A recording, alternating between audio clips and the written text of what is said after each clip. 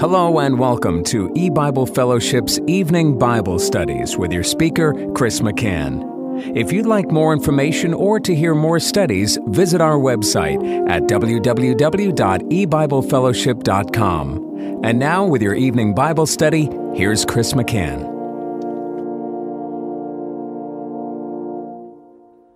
Good evening and welcome to EBible Fellowship's Bible study in the book of Revelation. Tonight is study number 14 of Revelation chapter 16, and we're going to be reading verse 12. And the sixth angel poured out his vial upon the great river Euphrates, and the water thereof was dried up, that the way of the kings of the east might be prepared.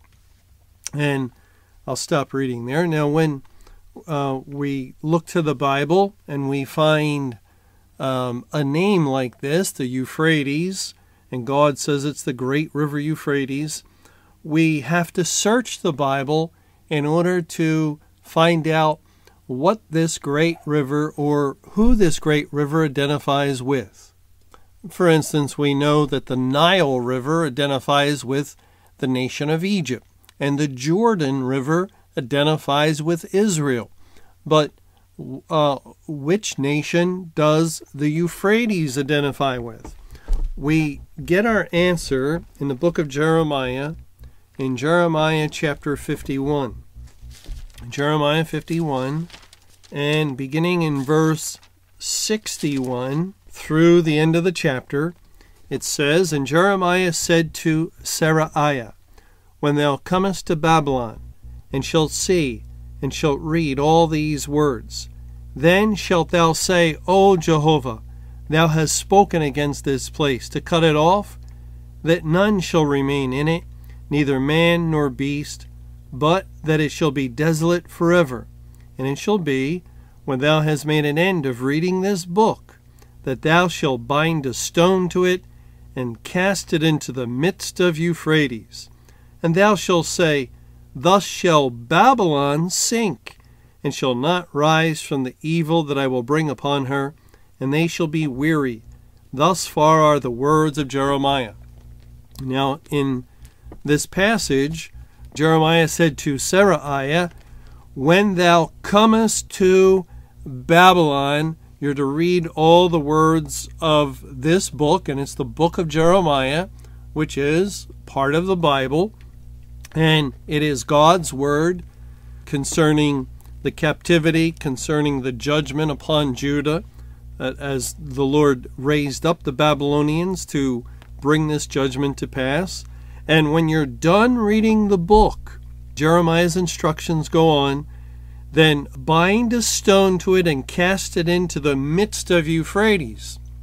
Now, since you're going to read the book when you come to Babylon, and when you're done reading the book, you're still in Babylon, then at that point, when you bind the stone to it and cast it into the Euphrates, where are you? You are in Babylon. And that's why it goes on to say in verse 64, Thus shall Babylon sink. It's a picture, a representation of Babylon's judgment when the book of Jeremiah is cast into the Euphrates River, because the Euphrates is the river of Babylon, the river that identifies with Babylon. And so that means it's representative of Babylon itself. Now, perhaps you remember when we were going through Revelation chapter 9 that we discussed the Euphrates River. Let's go back to Revelation 9. And it says, beginning in verse 12, One woe is past, and behold, there come two woes more hereafter. And this is describing Judgment Day. The context of Revelation 9 is very clear about that. And therefore, it's describing May 21, 2011, and the days that are after the tribulation. And then in verse 13, And the sixth angel sounded, and I heard a voice from the four horns of the golden altar, which is before God, saying to the sixth angel which had the trumpet, loose the 4 angels which are bound in the great river Euphrates. And the 4 angels were loosed, which were prepared for an hour, and a day, and a month, and a year, for to slay the third part of men. And the number of the army of the horsemen were 200,000, and I heard the number of them. Now, in this passage, God commands, loose the 4 angels or messengers which are bound in the great river Euphrates. And then it quickly transitions, that is the topic, from the 4 angels, as it says in verse 15, that the 4 angels were loosed and that they were prepared to slay the third part of men. And then suddenly in verse 16 we read of 200 million horsemen. And it so happens that it's the 200 million horsemen upon their horses wind up or eventually slay the third part of men, as it says in verse 18, by these 3 was the third part of men killed by the fire, by the smoke, and by the brimstone, which issued out of their mouths. And that's referring back to the 200 million horsemen and their horses.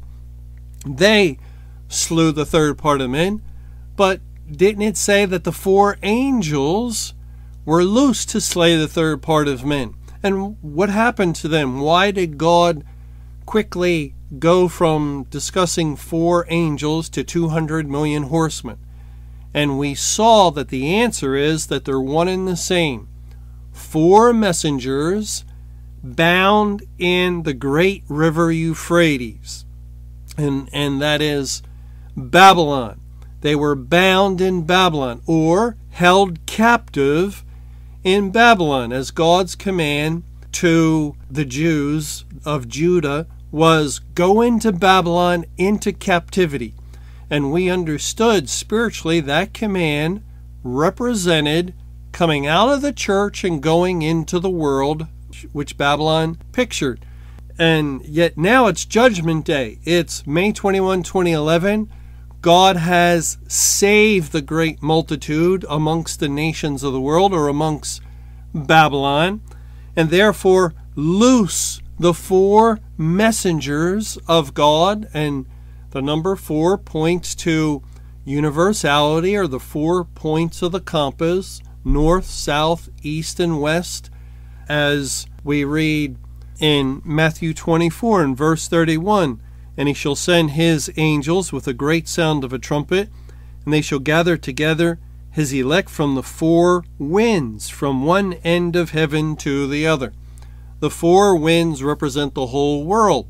And also, do the 4 messengers represent all of God's elect in all the world, Babylon, that have been bound in Babylon, but now through salvation they are loosed. And if you look up the language of the Bible concerning binding and loosing, you'll see that the spiritual picture of binding is being in captivity to sin and Satan, and loosing has to do with deliverance and salvation. And so the messengers of God, representing all of God's elect, are loosed out of Babylon. They come out of the world through the deliverance of Christ in salvation. And that's why the language quickly transitions to the 200 million, because the 200 million also represent all of those that God has saved. Now, it could be an actual number, or it could be a figurative number to represent all of the elect, the whole company, whose names are recorded in the Lamb's Book of Life. And it is that fact that all the elect have been loosed, that they've all been saved, that is the active principle in God's judgment that permits him to pour out his wrath upon all of the unsaved people of the earth, especially the third part within the churches and congregations, the professed Christians. They're destroyed right away at the beginning of Judgment Day. and we've covered that pretty good, or gone over that many times on why that is.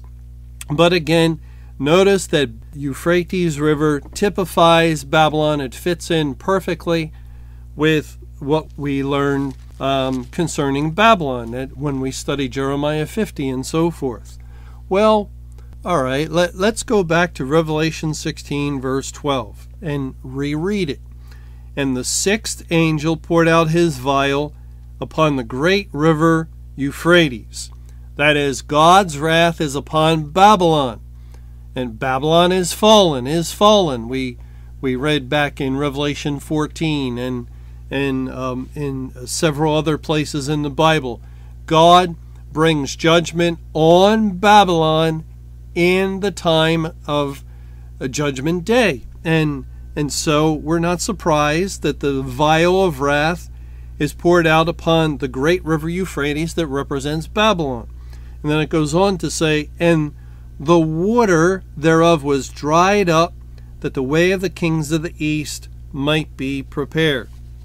Now we are very interested in this kind of language. And the reason that we're interested in it is because of familiarity with what God has done historically in drying up bodies of water. We know He dried up the Red Sea in order for the nation of Israel to pass through. And we know that He dried a pathway across the river Jordan so that they could cross in time of harvest when the banks of the Jordan were overflowed, and yet they crossed on dry ground. And so this language fits that sort of scenario. It matches what God has done historically in the past. But of course, there's no question. He's in this verse, he's not saying that the literal river Euphrates will dry up. No, it's a figure to represent Babylon, and Babylon represents the kingdom of Satan of this world. And therefore, he is indicating that all the water of all the world will dry up. And since it's not literal water, it is spiritual water. And spiritual water in the Bible points to the gospel of salvation.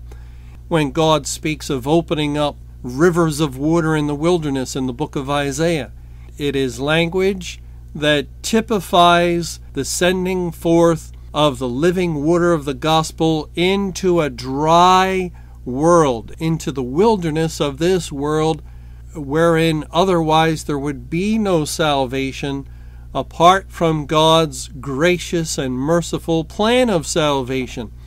And yet now that the salvation plan of God has been concluded, now that the day of salvation has been brought to a close, and the light of the sun is out, and the door of heaven is shut, now that God has saved everyone to be saved, after pouring out the latter rain all over the earth, or all over Babylon, outside of the churches and congregations, well, now in Judgment Day, He dries up those rivers, that multitude of water of the gospel, so that there is no more salvation.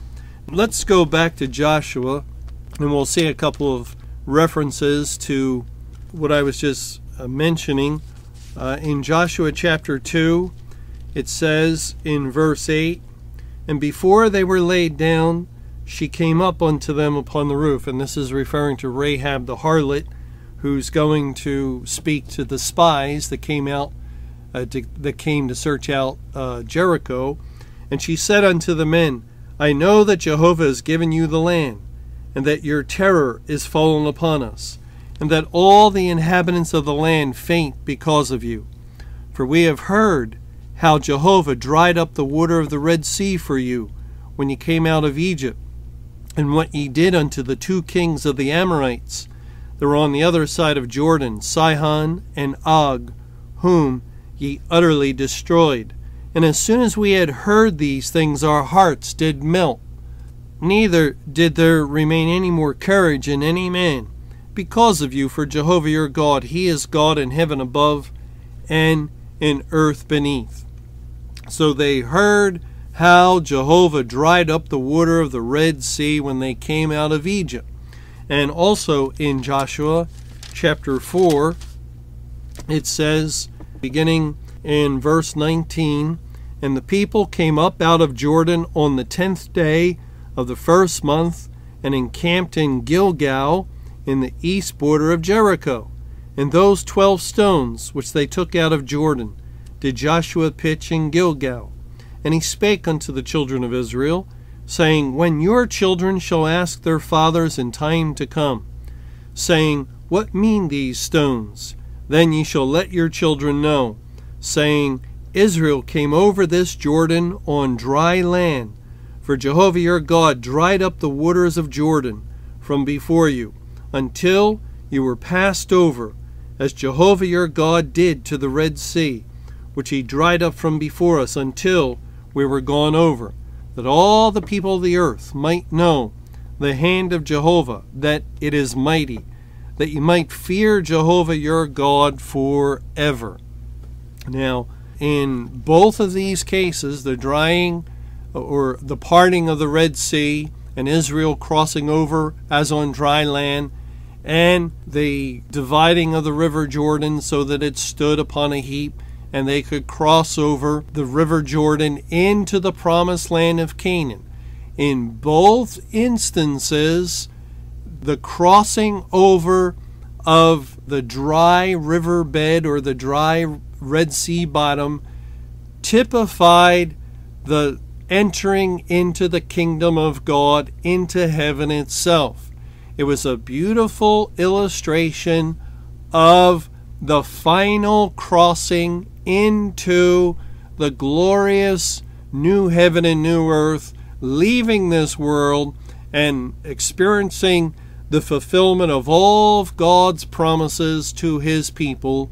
He has delivered them ultimately, finally, completely, as they have crossed the Red Sea, and it pictures salvation in Christ, but that salvation is not complete until God's people have received their new resurrected bodies and have entered into the new heaven and new earth.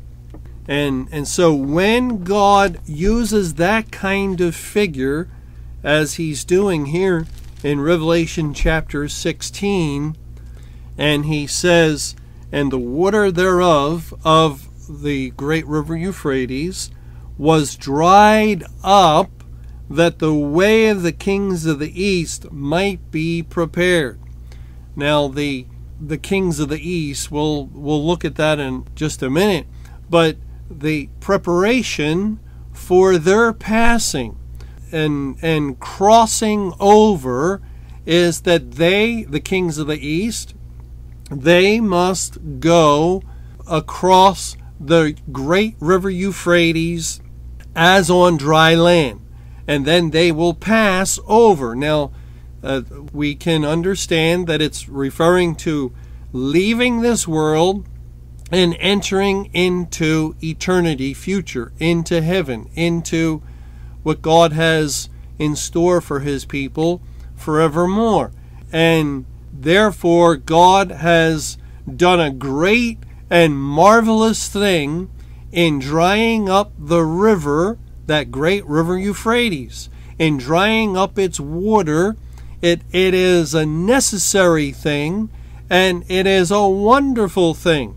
Can you imagine if you're an Israelite and you have your backs to the Red Sea and the Egyptian army is pursuing, and there is Pharaoh with his chariots, and you know they're going to destroy you and kill all of the Israelites that they can, and the only hope is if somehow that Red Sea might part, and God parts the sea, and makes a way. He prepares a way for escape, to get away from the approaching Egyptians and to go safely to the other side.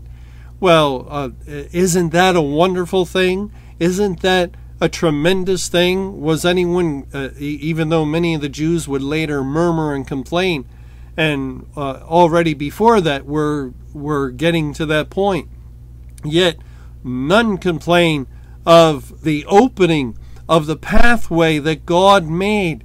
It was a miraculous occurrence, a tremendous thing that God reminds his people about all through the Bible, that he was the God that opened up the Red Sea. And likewise, when Israel was on the banks of the River Jordan, and it was at flood stage, and they needed to cross over, and yet they were a great nation of 1 million or 2 people. And how could they cross over at that point? But then God did another mighty miracle, and he made a way across the River Jordan at the time that it was overflowing its banks, and all Israel could cross and enter the land of Canaan, that promised land that they had been wandering in the wilderness 40 years, hoping to reach, and in accord with the promises of God, what he had told them about a land of milk and honey. And yet God made a way, and he brought them into the promised land over a dry riverbed, as he parted the water, or caused the water to stand up so that they could cross over. And so too is God drying up the river of the gospel water that was overflowing the world, Babylon, the great river Euphrates. It is now dry, and this is a necessary action performed by God. It is a final step that God had to take in order to bring his people across. And we could say, in looking at this in one way, that ever since May 21, 2011, the people of God, and as you've probably realized, the kings of the East picture and typify the people of God, God's elect. The people of God have been crossing over, as it were, the dry great river Euphrates, as the gospel was dried up at that point, and we're going through this dry riverbed, and we are approaching the glorious kingdom of heaven and the entry into eternity future, and all the fulfillment of everything that God has to say about it in his word. And so, in other words, it was always planned, it was always part of God's final judgment that he would end salvation for this world and spiritually dry up the water of the world, Babylon, in order to spiritually follow the historical pattern of when Israel crossed the Red Sea, or when Israel crossed the River Jordan. Now his people will cross spiritually across the dry land of Babylon, the dry land of this world that has been prepared for the final entry into the kingdom of heaven. Well, we'll look at the way of the kings of the East, that language, in our next Bible study. When we get together next time, we'll see how that does relate to the true children of God. Thanks for joining us for EBible Fellowship's Evening Bible Studies. You can hear these studies Monday through Friday over Paltalk, Skype, EBible Fellowship's webcast audio, or over your phone. For more information or to hear other studies, visit www.ebiblefellowship.com. Until our next study, may the Lord's perfect will be done.